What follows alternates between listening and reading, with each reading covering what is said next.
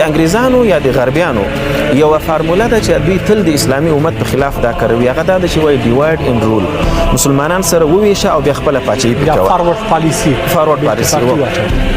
دا بایدن چې څه وایي دا د دې پالیسي برخه ده چې دوی اوس په دې کار کوي. دا اوس چې اخلاء د خلک باسي له افغانستان، دا د همدې لپاره چې هلته دا خلک وروځي سبا دلته موږ ته تشنجونه جوړ کړي په داخل کې. دا د دې برخه ده او دا ډېر ستراتیژیک کار شوی دی ته.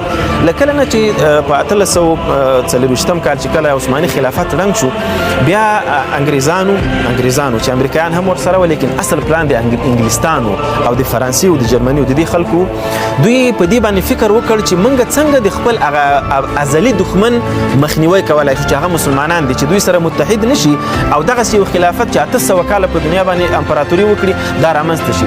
نو دوی دوه کاره وکړل.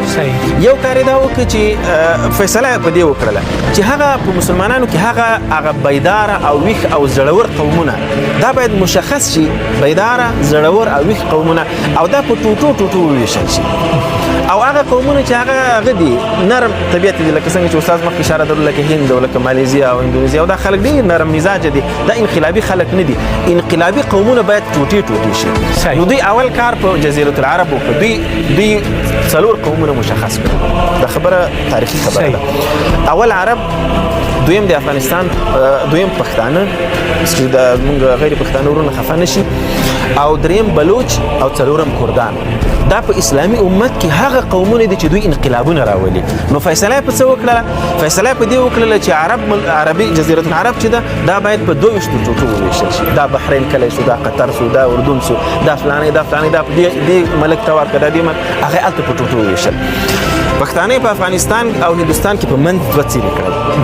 بلوچانی په افغانستان، ایران او پاکستان کې سره وویشل. کردانی په سوریه او په ترکیه او په ایران کې سره وویشل.